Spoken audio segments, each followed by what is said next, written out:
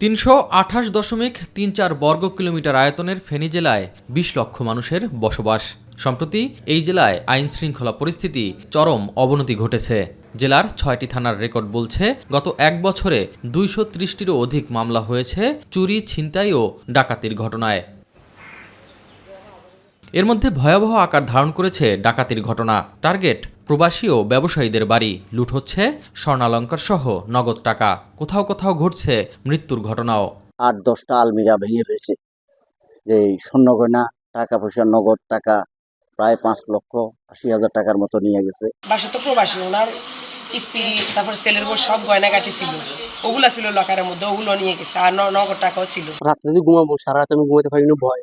নিজের ঘরের ভিতরে আমি নিরাপত্তাহীনতার ভিতরে আমি ভুগতে আছি। এসব ঘটনায় মামলা হলেও প্রতিকার নেই। ভুক্তভোগীরা বলছেন, মামলার বিপরীতে গ্রেফতার দৃশ্যমান নয়।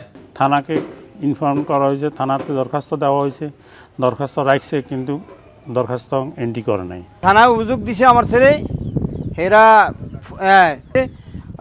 পরের দিন আইসে তদন্ত করছে, আর কোনো খোঁজখবর নাই। একটা অস্থিতিশীল অবস্থা চলতেছে, রাজনৈতিক এবং চোর ডাকাত যে পরিমাণ বাড়ছে, এটা অবশ্যই কমুক এটাই চাই, এবং প্রশাসনের আরো বেশি তদারকি চাই।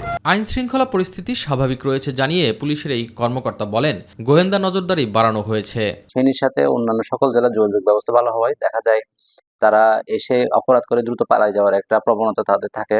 তো সেক্ষেত্রে আমরা হাইওয়ে পুলিশের যেসব সিসিটিভি গুলো আছে সেগুলো বিশ্লেষণ করে বেশিরভাগ অপরাধীদের শনাক্ত করতে সক্ষম হয়েছি, আর যেগুলো হয়নি সেগুলো অচিরেই আমরা ডিটেক্ট করতে সক্ষম হবো বলে আশা করি। এ বিষয়ে প্রশাসনের দায়িত্বশীলতার অভাব দেখছেন এই আইনজীবী। অপরাধীদের গ্রেফতার করে জনমনে স্বস্তি ফেরানোর দাবি তার।